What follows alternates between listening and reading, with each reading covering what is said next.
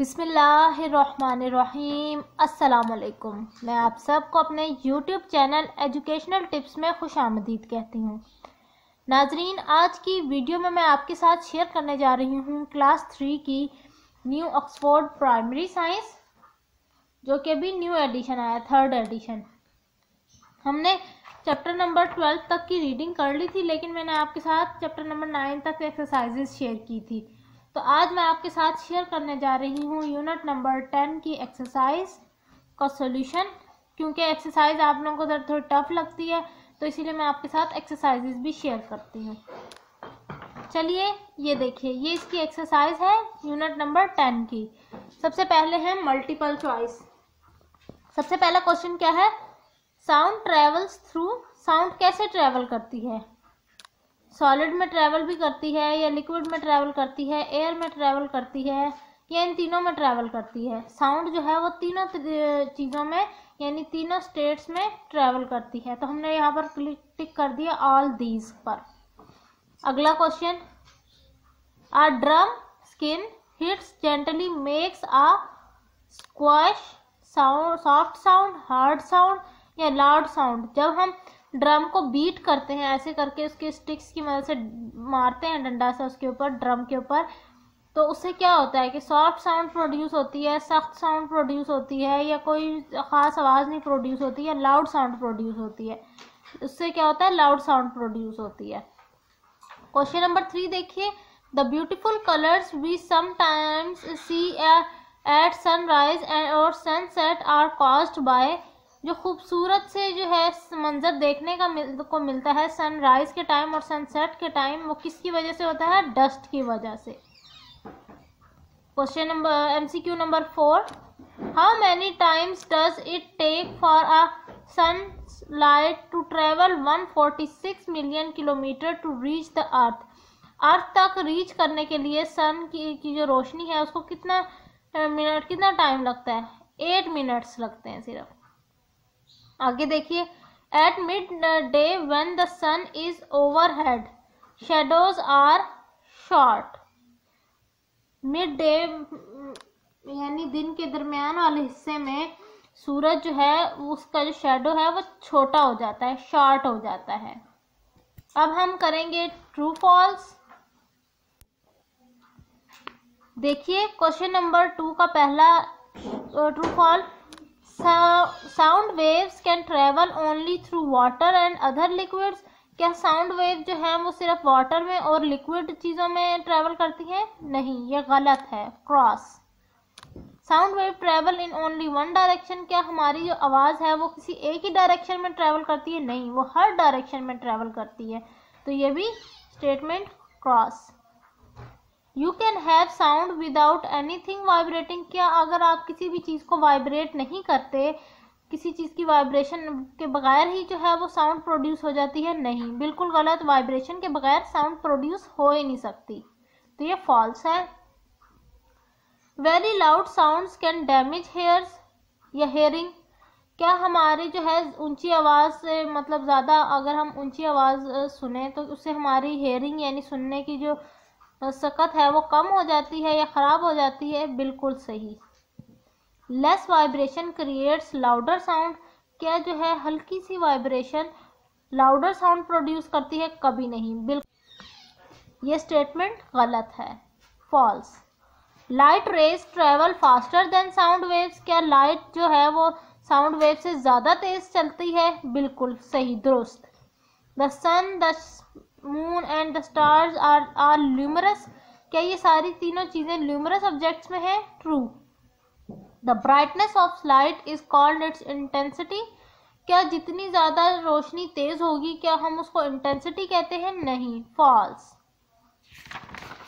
आगे देखिए, the intensity of light increases as we move away from the source of light. क्या जो light की शिद्दत है, इंटेंसिटी है, वो इंक्रीज होती रहती है जिस तरह से हम लाइट के सोर्स से दूर चलते चले जाएं? नहीं, फॉल्स। आगे है, a shadow is always smaller than the object itself. कि जो शेडो है वो छोटा होता है उस ऑब्जेक्ट अब हमने करना है क्वेश्चन नंबर 3 जो कि है आंसर दीज क्वेश्चन। पहला क्वेश्चन क्या है, what are luminous objects, name any 5 luminous objects.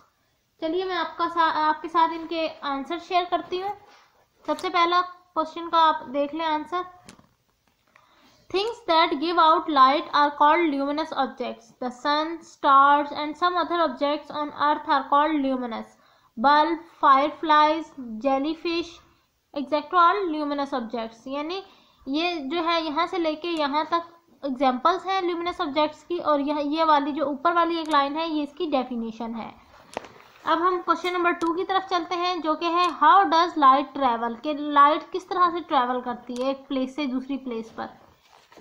इसका आंसर देखिए, light travel as a wave, wave की फॉर्म में लाइट ट्रेवल करती है, बट अनलाइक साउंड वेव्स और water waves it does not need any matter और material to carry out its energy along.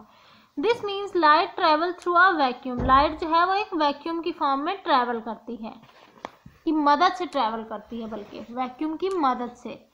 Question number 3 देखिए, विच travels faster, light और sound, के light ज़्यादा तेज मतलब किसकी रफ्तार तेज है, लाइट की रफ्तार तेज है या साउंड की रफ्तार तेज है।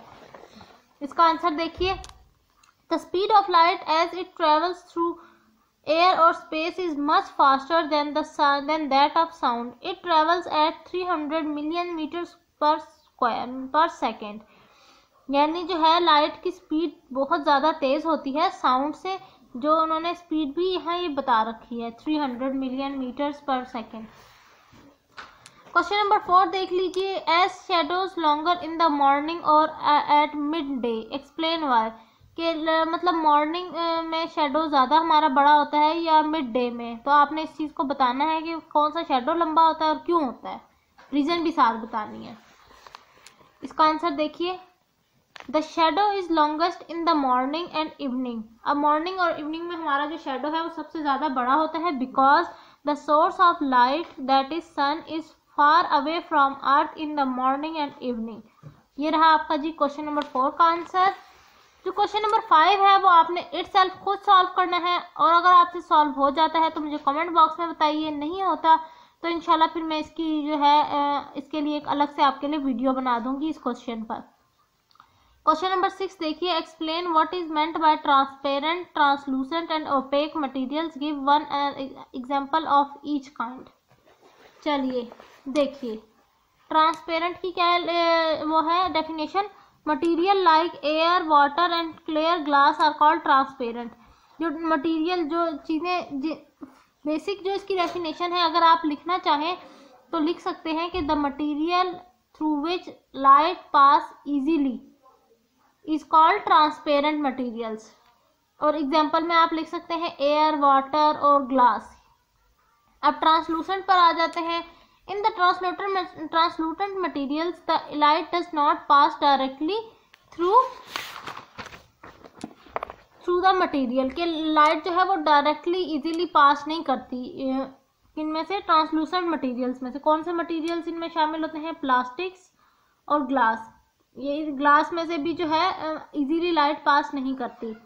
जो लास्ट इसका पार्ट था वो था ओपेक का। In the opaque materials light strike and on opaque object none of it pass through. यानी जो लाइट है वो टकराती ज़रूर है ओपेक मटेरियल के साथ, लेकिन बैक हो जाती है, यानी रिवर्स हो जाती है, आगे पास नहीं होती। इनमें कौन कौन सी एग्जांपल्स आ जाती हैं, वुड की, लकड़ी में से लाइट पास नहीं करती, स्टोन है, मेटल्स है, एक्सेट्रा। ये थी जी मेरी एक्सरसाइज किस चीज़ की, यूनिट नंबर 10 की। उम्मीद करती हूँ कि आपको मेरी एक्सरसाइज पसंद आई होगी। अगर पसंद आई है तो एक दफ़ा ज़रूर मेरे चैनल को सब्सक्राइब कीजिए। अगर वीडियो अच्छी लगी है तो वीडियो को लाइक भी ज़रूर कीजिए। इसी के साथ मुझे दीजिए इजाज़त। अल्लाह हाफिज़।